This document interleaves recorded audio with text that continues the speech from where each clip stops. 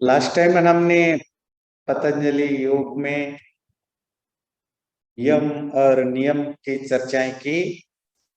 नियम के 5 नियमों में शौच, संतोष, तप, स्वाध्याय, ईश्वर प्रणिधान में से शौच, संतोष और तप की चर्चा की थी।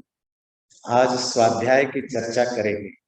स्वाध्याय का सिंपल अर्थ तो है स्व अध्यय या सेल्फ स्टडी, अपने आप पढ़ना या अपने आप को पढ़ना, सेल्फ स्टडी और स्टडिंग सेल्फ।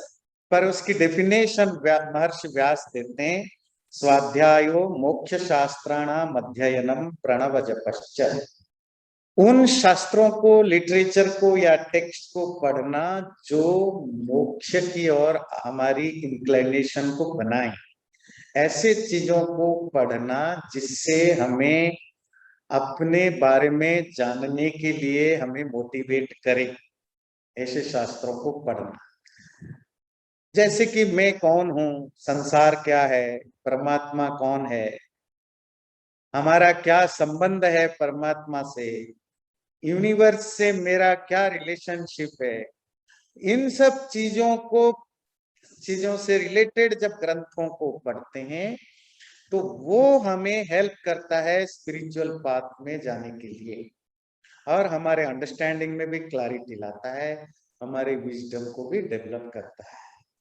तो इसलिए कहा ऐसे शास्त्रों को पढ़ना स्वाध्याय है जिसमें मोक्ष की ओर जाने के लिए मोटिवेशन मिले, रास्ता मिले, लाइट का काम करे। और नंबर 2, प्रणव जपश्च। प्रणव जपश्च, ओमकार का जप करना। ओमकार क्या है? परमात्मा का नाम है। तो परमात्मा को भजना, भजना मतलब परमात्मा की भक्ति करना। स्वाध्याय के साथ साथ, स्वाध्याय तो थ्योरी हुआ, आप थ्योरिटिकली इंफॉर्मेशन को इकट्ठा करते हैं और इस इंफॉर्मेशन को जब आप इम्प्लीमेंट करते हैं, किस रूप में? डिवोशन के रूप में, उपासना के रूप में, तो वो प्रणव जप होता है। प्रणव मतलब ओमकार को प्रणव कहते हैं। वैसे क्यों कहते हैं? क्योंकि प्रकर्षेण नूयते इति प्रणव, जिस शब्द के द्वारा, जिसके द्वारा परमात्मा की अच्छी तरह स्तुति की जा सके, परमात्मा को ठीक से बुलाया जा सके, डिस्क्राइब किया जा सके, उसी को प्रणव कहते हैं और वो ओमकार को कहते हैं। और हम सब जानते हैं ओमकार परमात्मा का नाम है। तो ओमकार का जप करना, जप का अर्थ माला जपना नहीं, जपस तज्जपस तदर्थ भावनम, जिसकी आप जप करते हैं उसके बारे में, उसके अर्थ, अगर कोई शब्द का जप करते हैं तो उसके अर्थों का आप माइंड बार बार रिपीटेडली माइंड में रिफ्लेक्ट करते हैं, उसके मीनिंग को। अगर किसी व्यक्ति का जप करते हैं तो उस व्यक्ति के बारे में जब आप अपने माइंड में सोचते हैं, विचारते रहते हैं। कहते हैं ना, आमतौर पर ये अपने बच्चे को जपता रहता है, मतलब आपका बच्चा दूर चला गया या आपका कोई प्रियजन जो दूर चला गया, आपके माइंड में हमेशा उसी की बात आती है। कोई भी बातचीत होती है तो आप उसी के बारे में ही बात करते हैं। वो जो कहते हैं ना, ये बच्चा ऐसे लिखने जाना था तो उसको टीचर ने कहा गाय की आत्मकथा रट लो, वही आया। गाय की आत्मकथा समझते हैं, बायोग्राफी ऑफ ए काउ, है ना? तो उसे रट के चला गया और क्वेश्चन आया बाढ़ के ऊपर, फ्लड के ऊपर। अब आप क्या करें? वो कोई भी क्वेश्चन आए उसको तो गाय की आत्मकथा ही लिखनी है ना। तो उसने लिखा कि बाढ़ आया, हमारे गांव में पानी आ गया और सब घर टूट गए, हमारे एक गाय थी वो भी बह गई। अब वो गाय उसके 2 सींग है, उसकी एक बछड़ा है, वो सफेद की है। फिर गाय की आत्मकथा पूरी उसमें आ गई। तो आपकी ऐसे तो आपने गाय की आत्मकथा ही जानी है। इसी तरह कुछ लोग आप देखेंगे, मतलब वो कहीं भी बैठे, वो मंदिर में बैठे, घर में बैठे, पार्टी में बैठे, बैठते ही उनके मुंह से 1-2 मिनट के बाद वही टॉपिक आएगा जिसकी वो जपते हैं। किसी के लिए हो सकता है वो टॉपिक शेयर मार्केट हो, वो मंदिर में भी बैठे हुए पीछे बैठ के बात कर रहे होंगे आज क्या है, कितना बढ़ा, कौन सा बढ़ा, कौन सा घटा। तो किसी के लिए ये भी हो सकता है कि पॉलिटिक्स में क्या हो रहा है, अमेरिकन पॉलिटिक्स में बाइडेन ने आज क्या कहा, ट्रंप कहाँ पहुंचा। और किसी के लिए टॉपिक होगा दिन रात 24 घंटा मोदी जी क्या हुआ। तो किसी किसी के लिए अपना बच्चा है, मेरा बच्चा वहां पहुंचा, ये किया, आज उसने मुझे ना फोन करके ये बताया आज मैंने ना वो किया। तो उनके 24 घंटे के लाइफ में मोस्ट ऑफ टाइम जिसके बारे में आप सोचते हैं, आपका टॉपिक ऑफ डिस्कशन भी वही होता है, आपके मन में भी वही चलता है।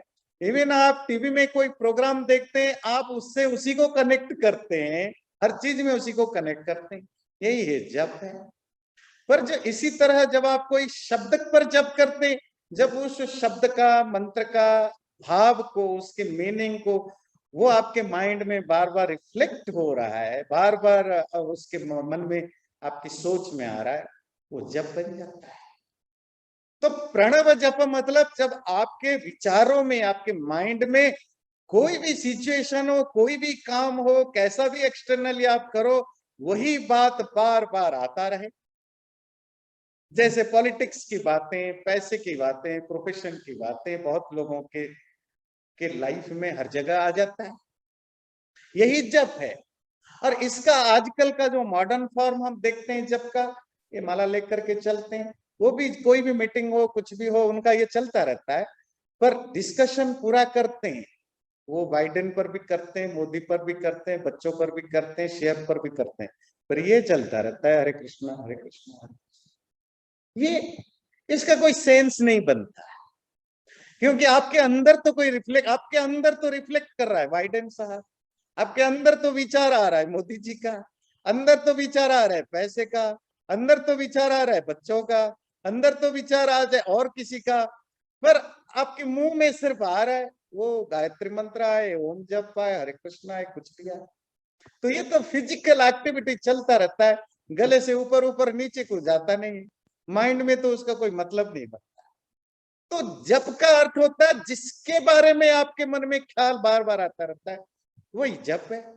और वो किसके बारे में आना चाहिए, कहते हैं कि प्रणव जप। जब प्रणव तुम्हारे जप का सब्जेक्ट बन जाए, जब तुम्हारे मन में फिजिकली भी तुम्हारे मुंह से वो आप लाउडली बोलो या चुपचाप बोलो या मेंटली बोलो, पर अगर वो तुम्हारे माइंड में रिफ्लेक्ट कर रहा है, बार बार रिपीटेडली आ रहा है और आने की आप कोशिश करते हैं, तो वो जप होता है। तो स्वाध्याय का अर्थ होता है ऐसे शास्त्रों को पढ़ना जिससे मोक्ष के लिए हमें, मोक्ष क्या है, लाइफ क्या है, जीवन क्या है, संसार क्या है, परमात्मा क्या है, उनको समझें और प्रणव जप परमात्मा का जप करें, इससे कहते हैं स्वाध्याय।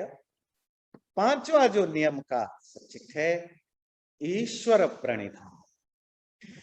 ईश्वर प्रणिधान, ईश्वर के प्रति अपने आप को पूरी तरह न्यौछावर कर देना, सौंप देना अपने आप को। तो उसके लिए महर्षि व्यास लिखते हैं, ईश्वर प्रणिधानम तस्मिन परम गुरु सर्व कर्मार्पण तत्फल संन्यास होगा। दो तरीके से रास्ता है, जो आपके लिए सुइटेबल हो वो वाला रास्ता चूज कर लेना। ईश्वर प्रणिधान मतलब ईश्वर भक्ति, ईश्वर के प्रति अपने आप को सौंप देना। सौंपने के कैसे, ऐसा तो कोशिश करे भी होता नहीं है, मतलब हम कहीं आंख बंद करके भगवान को याद करने की भी कोशिश करें, भगवान कम आता है और सारी चीजें आ जाते हैं।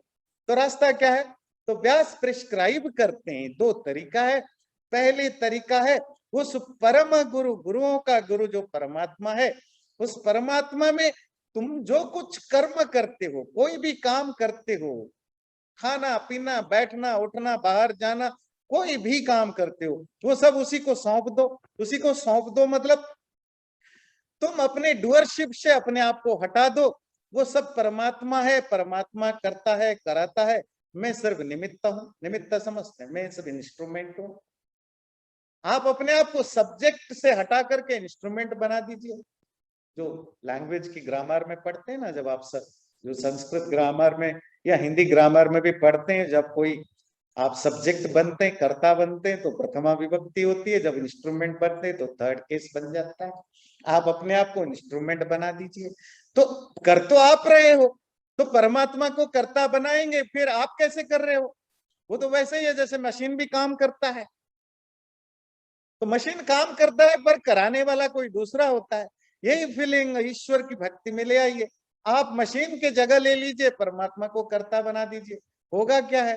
होगा यही हो कि आपका ईगो कहीं नहीं रहेगा। हमारा ईगो का कारण क्या है? मैं वो हूं और मेरा ये है। मैं क्यों हूं? क्योंकि मैंने ये किया, ये कर रहा हूं, ये करूंगा। ये जो भाव है यही है, ईगो है। और योग में ईगो एक ऑब्स्टिकल होता है। ईगो एक नहीं, सबसे बड़ा प्रॉब्लम जो होता है स्पिरिचुअल लाइफ में या योग साधना में, वो होता है ईगो।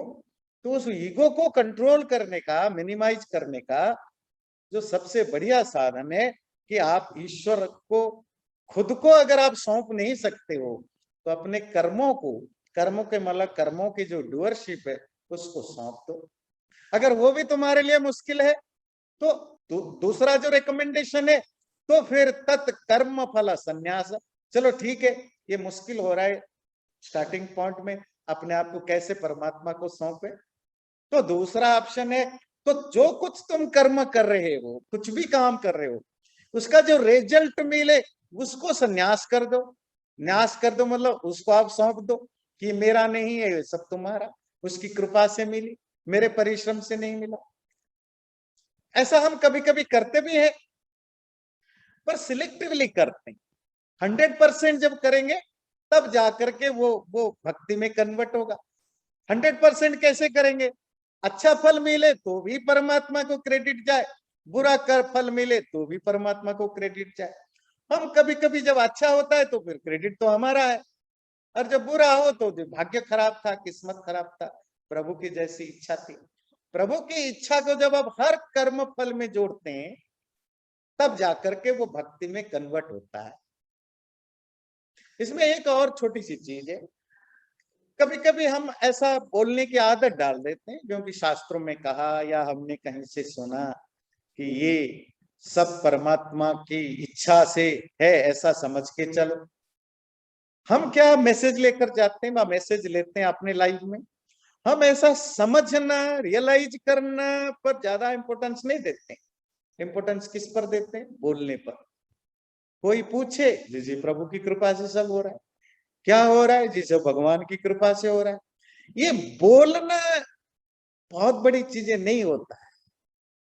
हमारा बोलना और हमारे जो सोच, ये मैच नहीं करता है मोस्ट ऑफ टाइम। अगर वो आप क्या बोलते हो वो पब्लिक के लिए मैटर करता है, आपके दोस्तों के लिए मैटर करता है, सोसाइटी के लिए मैटर करता है, क्योंकि इससे आपका परसेप्शन बनता है, आप किस तरह की आपकी पर्सनालिटी है, फिर आपको लोग पसंद करते हैं, नापसंद करते हैं, उससे डिसाइडेड होता है।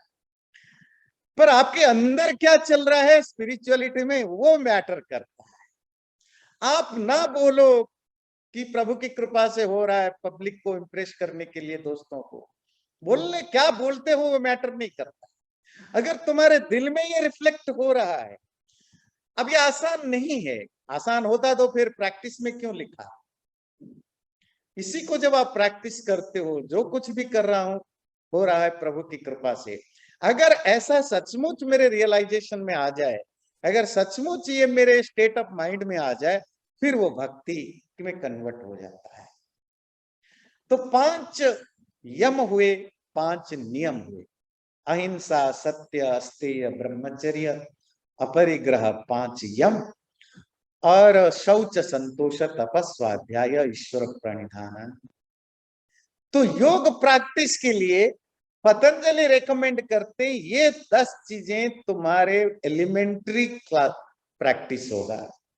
इसको किए बिना आगे कोशिश मत करना। साइमल्टेनियसली चल सकते हो, जो अष्टांग योग में बाकी जो 6 रह गए इनके साथ साथ कर सकते हो, या इनको करने के बाद कर सकते हो, पर इनको छोड़ के मत करना। छोड़ के करने से क्या होगा? बाकी 6 कौन है? आसन, प्राणायाम, प्रत्याहार, धारणा, ध्यान, समाधि। उसका तुम्हें फिजिकल बेनिफिट तो ठीक है, आसन प्राणायाम तो एक अलग चीज है, उसका हेल्थ से भी रिलेटेड है, पर उससे आगे जब आप जाते हैं धारणा, ध्यान, समाधि, मेडिटेशन वगैरह में, तो थोड़ा बहुत टेम्पररीली कुछ मेडिकल बेनिफिट तो आपको मिल जाए, पर स्पिरिचुअल बेनिफिट जीरो नहीं, माइनस होता है। माइनस क्यों होता है? आपके अंदर हिपोक्रेसी पैदा करता है। हिपोक्रेसी और एक फॉल्स परसेप्शन पैदा करता है कि क्योंकि मैं मेडिटेशन करता हूं तो मैं स्पिरिचुअल हो गया, और ये बहुत डेंजरियस परसेप्शन है। आपका यम ठीक नहीं, मतलब तुम्हारे कैरेक्टर ठीक नहीं, तुम्हारा स्टेट ऑफ माइंड ठीक नहीं, तुमने अहिंसा पर कंट्रोल नहीं किया, तुमने अस्तेय पर कंट्रोल नहीं किया, तुमने ब्रह्मचर्य पर कंट्रोल नहीं किया, परिग्रह को ठीक नहीं किया, सत्य पर कंट्रोल नहीं किया, बस मेडिटेशन करते, मतलब without taking care of your state of mind, your character, your conduct, जब आप सिर्फ धारणा, ध्यान, समाधि में जाते हो तो उसका कुछ मेडिकल बेनिफिट तो मिल सकता है, उसके अलावा पर उसका जो दूसरा साइड इफेक्ट होता है, अगर आप कोई उस दृष्टि से करे कि नहीं मुझे हेल्थ ठीक करने के लिए करना है, उसका कन्विक्शन क्लियर है, दैट्स फाइन। पर अगर कोई लगे क्योंकि मैं स्पिरिचुअल प्रैक्टिस कर रहा हूं और इसीलिए मैं स्पिरिचुअल बनता जा रहा हूं, या मैं स्पिरिचुअल रास्ते में मेरी प्रोग्रेस हो रहा है, वो उसके लिए इसलिए खतरनाक है, वो एक भ्रम में भटकता है। और जब तक तुम्हारे चरित्र में सुधार ना हो, तुम कुछ भी कर लो, कुछ नहीं होने वाला है। इसलिए पतंजलि अष्टांग योग में यम और नियम को पहले रेकमेंड करते, खाली रेकमेंड नहीं करते, आगे भी कहते हैं ये जो यम और नियम जाति देश काल समयानवच्छिन्ना सार्वभौमा महाव्रतम। तुम नहीं करते हो, नहीं करते हो, लोग तो दुनिया में तो पापी भी हैं, माफिया हैं, चोर हैं, चक्के हैं, वो तो अलग बात, पर तुम्हें अगर योग मार्ग में जाना है तो ये जो 5 यम और 5 नियम, ये तुम्हारे लिए महाव्रत हैं। These are the greatest vows. They should be the greatest vows in your life. और वो यूनिवर्सल होना चाहिए। What does it mean by universal? मतलब ये आप कोई भी एक्सक्यूज दे करके इनके साथ कंप्रोमाइज नहीं कर सकते हो।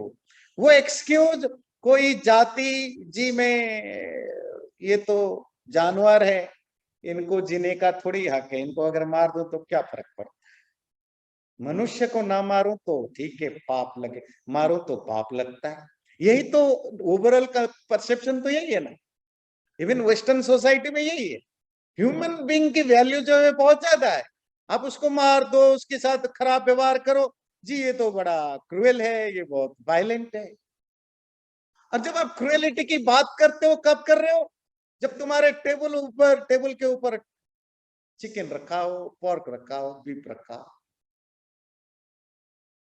तो पतंजलि कहते हैं ये नहीं चलेगा, जाति का एक्सक्यूज नहीं, जाति मतलब जन्म, कॉन्सेप्ट, शरीर में पैदा हुआ। नंबर 2 देश, आप ये नहीं कह सकते हो कि ये पर्टिकुलर प्लेस में ये नहीं किया जा सकता, ये पर्टिकुलर प्लेस में करना ठीक है, देखो वो जंगल में तो ठीक है पर शहर में ठीक नहीं है, ये गांव में तो ठीक है पर शहर में ठीक नहीं है, ये नहीं चलेगा। और काल, ये नहीं कह सकते हो कि देखो अभी जवान है बेटा, अभी जवान है कुछ करने दो, वो बुढ़ापा में ठीक है पर जवानी में थोड़ी ठीक है, ये तो बच्चा है। वो हमारे यहाँ है, वो हमारे हिंदुओं में व्रत रखते हैं ना, क्या जी जी, आज शुक्रवार है, मैं वो नहीं खाता हूँ, मांस नहीं खाता, शुक्र आज वो संतोषी माँ व्रत है ना, तो आज नहीं, बाकी 5 दिन खा सकता, मतलब शुक्रवार के अगर नहीं खाओगे तो सारा पुण्य मिल जाएगा, 6 दिन का जो खाया उसका कुछ गड़बड़ नहीं। अच्छा ठीक है जी, मैं शिव भक्त हूँ, मंडे के दिन नहीं खाता हूँ। नहीं खाता हूं मतलब जीव हत्या नहीं करता, बिना जीव हत्या किए कैसे खाओ? तो सोमवार को नहीं खाते हो मतलब बाकी 6 दिन खा लूंगा। तो पतंजलि कहते हैं ये टाइम बाउंड तुम नहीं कर सकते हो। और समय, समय मतलब कोई कंडीशन या कोई ओकेजन या कोई सिचुएशन। जी अमुक सिचुएशन में करना पड़ा, झूठ बोलना पड़ा, अमुक सिचुएशन में मुझे ये कंप्रोमाइज करना पड़ा। नॉर्मल लाइफ की बात नहीं कर रहे हैं, पतंजलि का फोकस तो योग पर है।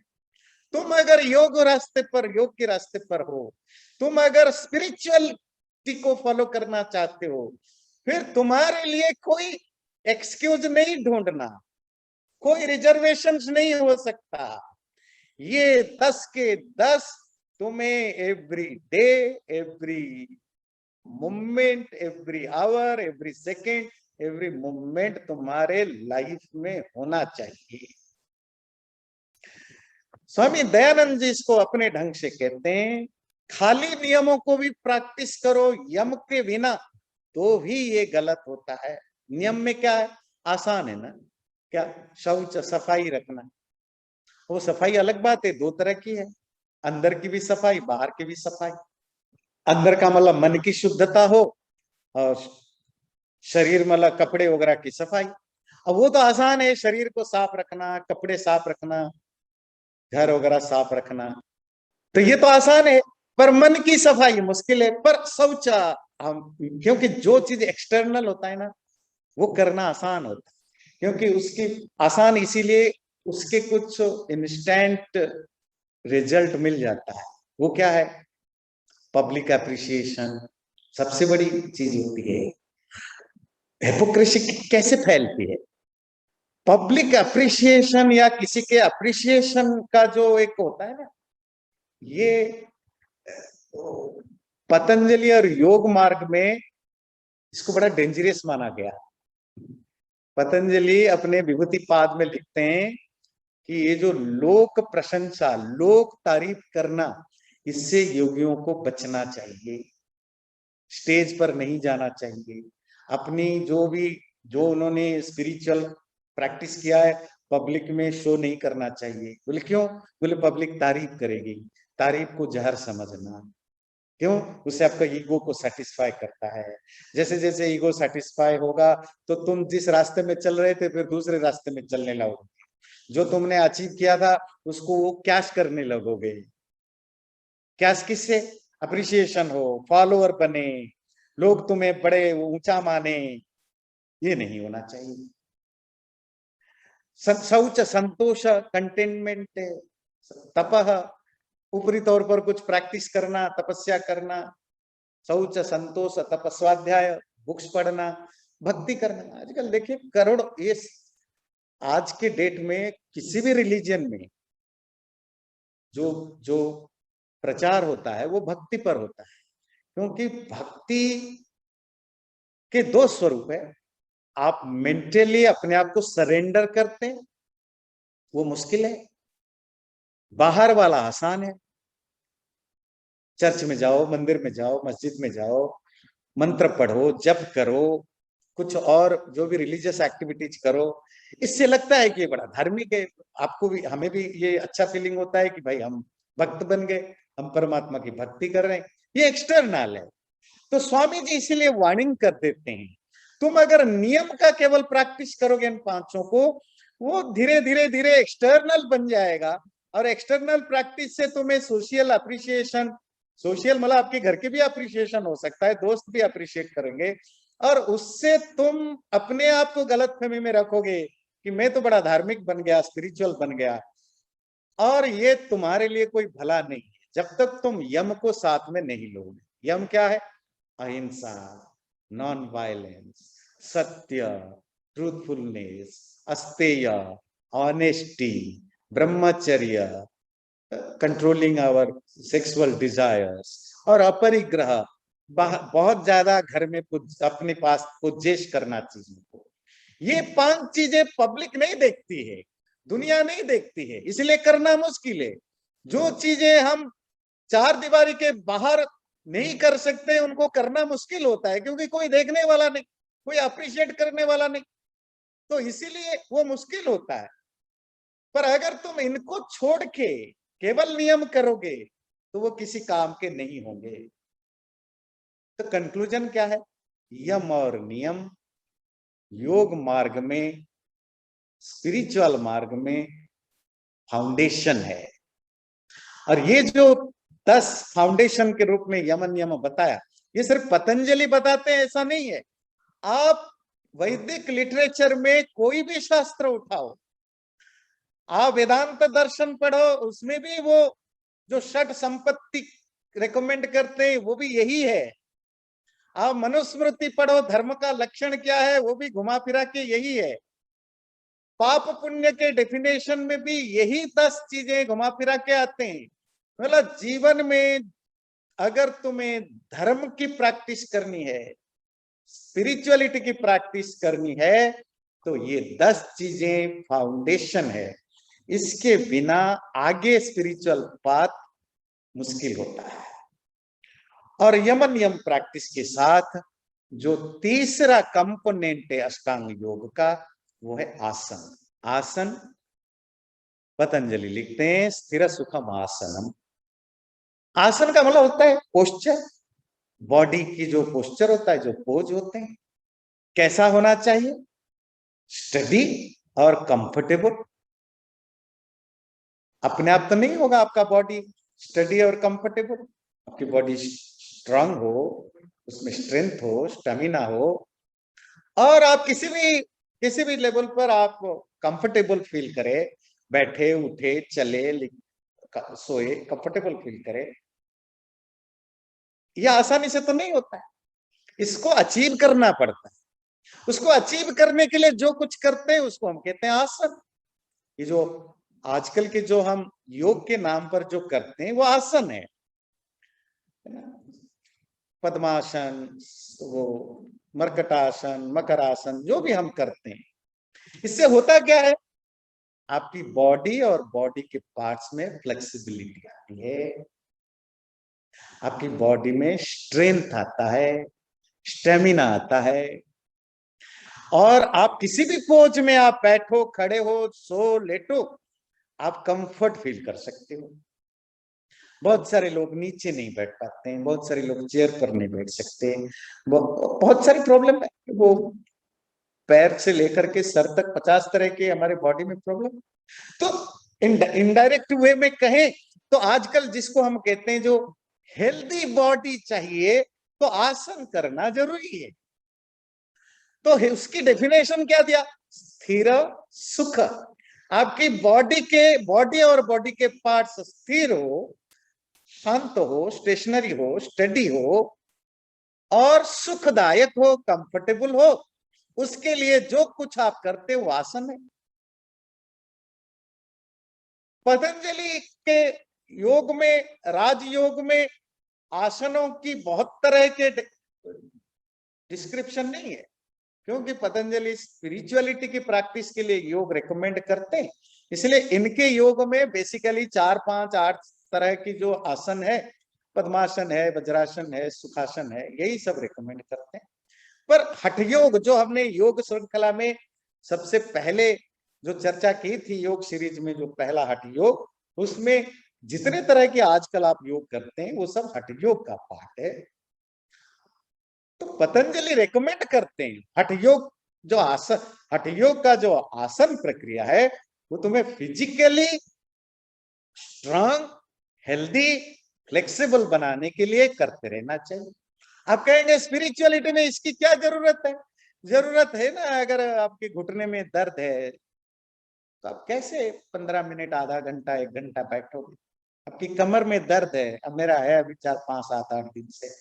तो किसी को कंधे में दर्द है, किसी को कहीं दर्द है, आप कैसे मेडिटेशन कैसे करोगे? जब कैसे करोगे, तब कैसे करोगे, क्या कैसे करोगे? अगर आपकी बॉडी में, आपको सर में दर्द है, आंखों में दर्द है, पेट में दर्द है, कैसे करोगे? तो आपको स्पिरिचुअल बनने के लिए पहले हेल्दी तो बनना पड़ेगा ना। वो एक बहुत बड़े कवि हुए महाकवि कालिदास, नाम सुना होगा।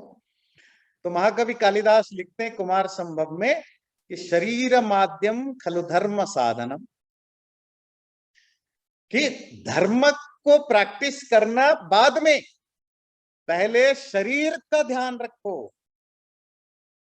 शरीर स्वस्थ रहेगा, हेल्दी रहेगा, स्ट्रांग रहेगा, तभी तुम धर्म की प्रैक्टिस कर सकते हो। तो शरीर को ठीक रखने के लिए आसन की जरूरत है। आसन के बाद अगला जो कंपोनेंट पतंजलि प्रेस्क्राइब करते हैं वो है प्राणायाम। प्राणायाम, वैसे प्राणायाम का सिंपल मीनिंग होता है प्राण का आयाम। आयाम का मतलब होता है एक्सपेंशन। हमारे जो वाइटल लेयर से जो सांस हम अंदर लेते हैं या छोड़ते हैं, उसको कितने लंबा हम एक्सपैंड कर सके। आप सांस अंदर लें, कितने देर तक आप रोक पाते हैं। शुरू में प्रैक्टिस करेंगे, हो सकता है आप 10 सेकंड के लिए, 20 सेकंड के लिए होगा, और धीरे धीरे आप प्रैक्टिस करते हैं तो आप 1 मिनट तक, 2 मिनट तक रोक सकते हैं। पर अगर आपकी प्रैक्टिस में आप परफेक्टली प्रैक्टिस करते हैं, और वो जो प्रैक्टिस करने की 4 कंडीशन पतंजलि ने बताया है ना, कि आप कंटिन्यूअसली करते हैं, विदाउट एन इंटरप्शन करते हैं, लॉन्ग टाइम के लिए करते हैं, विथ विथ डिवोशन करते हैं, तो कोई भी चीज आप जल्दी अचीव करेंगे। आप चाहो तो अपनी सांस को 24 घंटे, हफ्तों तक रोक सकते हैं। हफ्तों तक वो सांस अंदर रोकें या बाहर रोकें, that is called expansion of your breathing air. आपकी ब्रीदिंग, सांस को कितने देर तक आप कितना आप एक्सपैंड करते हैं, टाइम और प्लेस दोनों तरीके से। टाइम वाइज मतलब कितने देर तक आप इसको रोक सकते हैं, और कितने प्लेस वाइज मतलब कितना लंबा। जब हम बीमार होते हैं तो हमारी सांसें, जब हम सांस छोड़ते हैं बहुत कम तक आता है, क्योंकि अंदर स्टेमिना नहीं है। जब आप प्रैक्टिस करते हैं, हेल्दी है, स्टेमिना अच्छी हो, प्राणायाम आप रेगुलर करते हैं, आप सांस यहां से लें तो सांस यहां भी आप फील कर सकते हैं, आपके हवा को फील कर सकते हैं। अगर आप चाइनीज मार्शल आर्ट की मूवी वगैरह देखते होंगे, मूवी इसीलिए कि आप रियल आर्ट तो कहाँ देख पाएंगे, तो उसमें भी आप देखेंगे वो सांसों से एक हल्की सी कागज के टुकड़े के भी फूंक देते हैं सांस से, तो वो इतने स्पीड से जाता है कि आपको वो चोट भी कर सकता है। ये हो सकता है, इट्स पॉसिबल। बस है कि आपको उतना एक्सपैंड, टाइम और प्लेस की वाइज सांसों को इतना ज्यादा पावरफुल बनाना है कि वो इस तरह के एक्टिविटीज कर सकते हैं। कैसे होगा प्राणायाम? तस्मिन सती, जब आपकी बैठने का मतलब आपके बॉडी अगर जब परफेक्ट हो जाए, हेल्दी हो जाए, स्टेमिना बन जाए, स्ट्रांग बन जाए, फ्लेक्सिबल बन जाए, तब प्राणायाम जब आप करते हैं, प्राणायाम में क्या होता है? श्वास प्रश्वासयोर गति विच्छेद। जो सांस आप अंदर लेते हैं या जो श्वास आप बाहर छोड़ते हैं, श्वास समझते हैं ना, जो ब्रेथ है, छोड़ना और लेना, इसकी गति को, इसकी मूवमेंट को आप एक्सेल कर देते हैं, काट देते हैं, रोक देते हैं, ब्रेक कर देते हैं। मतलब गति मतलब नॉर्मली हम क्या करते हैं, सांस लेते हैं, रेगुलरली चलता है। प्राणायाम में क्या करना होता है? उसकी वो जो रेगुलरिटी को ब्रेक करने की कोशिश करना। सांस अंदर लिया, बंद कर दिया, बाहर छोड़ा, रोक दिया। अपने आप नहीं करता है, आप किसी गुरु से, किसी इंस्ट्रक्टर से प्रॉपर ट्रेनिंग लेकर के प्रैक्टिस करनी होती है। और प्राणायाम के सैकड़ों तरीके के प्राणायाम है, वो हम बाद में चर्चा करेंगे। अभी तो हम बस उसकी जो बेसिक प्राणायाम क्या है समझने की कोशिश करते हैं। तो प्राणायाम बेसिकली सांस लेना या छोड़ने को रोकने का, स्टॉप करने का, ब्रेक करने का, उसकी जो फ्लो है या सेपरेट करने का नाम प्राणायाम है। इसी को पतंजलि, ये तो सेकंड चैप्टर में आता है, 2:39 में, फर्स्ट चैप्टर में लिखते हैं प्रच्छर्दना विदारणाभ्याम प्राणस्य। क्या भाव है? जब आपने प्राण को, जो सांस आप लेते हैं, इसको आप होल्ड करते हैं, जिसको हम कहते हैं स्टॉप कर देना, मतलब सांस अंदर लिया तो होल्ड किया, बाहर छोड़ा तो होल्ड किया। वो जो सांस को रोकने की ड्यूरेशन कितना होगा, शुरू शुरू में कम होगा। अगर आप प्रॉपर गाइडेंस के साथ प्रैक्टिस करते हैं, रेगुलर करते हैं, विदाउट एनी इंटरप्शन करते हैं, आप घंटों तक भी सांस रोक सकते हैं। विधारण होल्ड करना और प्रच्छर्दन ब्रेक करना, ये सांसों की प्राणायाम की डेफिनेशन। ऐसा नहीं कि सांस को अंदर रोकना, बाहर रोकना, बस इतने ही प्राणायाम है। प्राणायाम का रिजल्ट ये है। कैसे रोके, उसके लिए सैकड़ों मेथड हैं और हर मेथड में अलग अलग तरीके से सांसों को हम चैनलाइज करते हैं या इसको होल्ड करते हैं। उसके कारण बहुत सारे तरह के प्राणायाम हो गए और आजकल तो मेरे से ज्यादा बाकी लोगों को ज्यादा पता है, क्योंकि जो आप ये पूरे दुनिया में खास करके पढ़े लिखे लोगों में पॉपुलर हुआ है because of the health purpose. Health के लिए कितना बेनिफिट होता है, आपकी नर्व सिस्टम को ठीक करने के लिए, आपके माइंड को कूल काम और स्टेबल बनाने के लिए, मेंटल जितनी हमारी प्रॉब्लम्स हैं, वो डिप्रेशन हो, फ्रस्ट्रेशन हो, एंगर हो, एक्सट्रीम इमोशंस हो, इनको भी कम करने के लिए ये ब्रीदिंग एक्सरसाइज प्राणायाम कितना हेल्पफुल है। और ओवरऑल जो आपकी नर्व सिस्टम है वो फंक्शन ठीक से करे, आपकी जो वाइटल ऑर्गन्स हैं, जैसे आपकी हार्ट है, आपकी लीवर है, आपकी लंग्स हैं, ये ठीक ठीक काम करे, उसके लिए प्राणायाम बहुत बेनिफिशियल है। तो इसका तो जो मेडिकल बेनिफिट है वो तो मोस्ट ऑफ लोगों को पता है, पर योग में इसकी क्या जरूरत थी? और जो मेडिकल बेनिफिट वाला जितना, वो आपको बेसिकली हठ योग के द्वारा पता लगता है। पर पतंजलि योग में पतंजलि इसको क्यों प्रेस्क्राइब करते हैं? क्योंकि सांस लेने, प्राणायाम करने से जो फायदा होगा वो हम बाद में बताएंगे, स्पिरिचुअली क्या फायदा होगा। पहले देखते हैं वो प्राणायाम कितने तरह के बेसिकली होते हैं। बेसिकली 4 तरह के प्राणायाम होते हैं और वो 4 तरह के प्राणायाम को हम अलग अलग तरीके से करके फिर 100 तरह के कर सकते हैं। बाह्याभ्यंतर स्तंभ वृत्तिर देश काल संख्या भी परिदृष्टो दीर्घ सूक्ष्म। बेसिकली 3 तरह के, शुरू में 3 तरह के प्राणायाम इस सूत्र में। बाह्य, जो एक्सटर्नली जब आप अपने सांसों को रोकते हैं।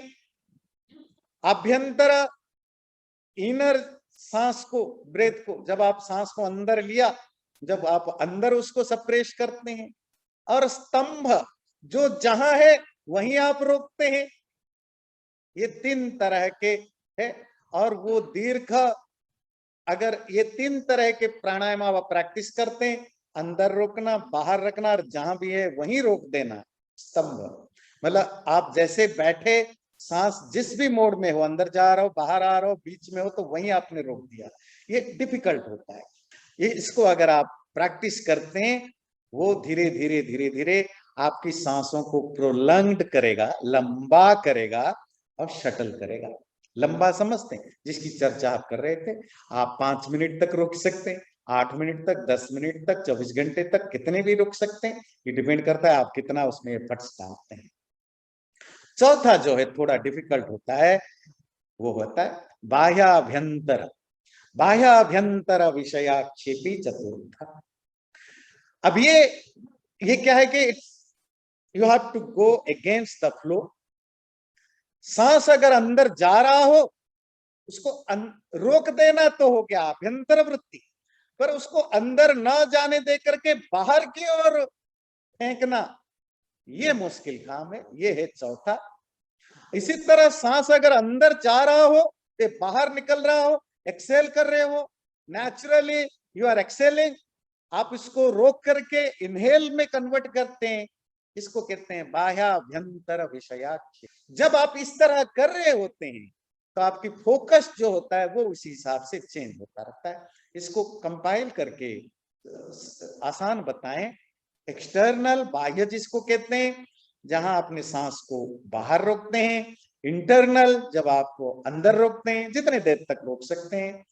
इमीडिएट स्तंभ, इमीडिएट चेकिंग जहां पर है वहीं रुकते हैं। और जिसको बाह्याभ्यंतर विषयाक्षेपी बोला, उसके लिए अंग्रेजी में आउट इन थ्रोइंग ड्राइंग, उसमें आप फोर्सिबली, यहाँ फोर्स यूज करते हैं, सांस जहां भी है उसके अपोजिट डायरेक्शन में उसको भेजने की कोशिश करते हैं। इससे क्या होता है, आपका मन कंट्रोल में रहता है, आपकी सांसें भी आपके कंट्रोल में होते हैं। जब आप आसन प्राणायाम को कंबाइन करके प्रैक्टिस करते हैं, आपका मन प्यूरिफाई होता है, आपकी नर्व सिस्टम जो है पूरे के पूरे, उसकी जो ब्लॉकेज है जो भी वो क्लीन हो जाता है। आपकी मन कूल और काम होता है, तो आपकी गलत विचार, जो गलत तरीके के जो सोच है, विचार है, वो कम आते हैं। ध्यान रखिए, जब भी आप बुरे से बुरे आदमी ना, अगर वो शांत है किसी भी कारण से, वो उस पर्टिकुलर मोमेंट के लिए, जो भी 2 मिनट 5 मिनट 1 घंटे के लिए अगर वो शांत है, खुश है, उससे गलत काम नहीं हो सकता। मन को शांत रखने, खुश रखने से गलत विचार वैसे ही कम आते हैं। प्राणायाम से जब मन बहुत ज्यादा कूल, काम और प्यूरिफाइड होता है, तो फिर मन शुद्ध होता है। और जब शुद्ध मन होता है तो आत्मा की ओर जॉइनिंग आसान होता है। दूसरी चीज, ये तो हो गया स्पिरिचुअल बेनिफिट। जो एक्सटर्नल बेनिफिट है, आपकी स्ट्रेंथ को बढ़ाता है। आसन के द्वारा तो फिजिकल स्ट्रेंथ बढ़ता है, आसन प्राणायाम दोनों के द्वारा आपका मेंटल स्ट्रेंथ बढ़ता है, साइकोलॉजिकल स्ट्रेंथ बढ़ता है, आपकी नर्व सिस्टम का स्ट्रेंथ बढ़ता है, बॉडी में, माइंड में, विल पावर में एनर्जी बहुत आती है, इंटेलेक्ट को शार्पन करता है। इसीलिए बच्चों के लिए भी रिकमेंड किया जाता है प्राणायाम करें, पर वो रेगुलर करने की जरूरत है, विदाउट एनी ब्रेक करने की जरूरत है। और at the end of the day, जब हम यम नियम आसन प्राणायाम करते हैं, तो हम नेक्स्ट स्टेप के लिए तैयार होते हैं। वो हम अगले बार चर्चा करेंगे, वो है प्रत्याहार। वो हम अगले बार चर्चा करेंगे। आज के लिए इतना ही। चैनल को सब्सक्राइब जरूर करें और वीडियो अच्छा लगे लाइक भी जरूर करें।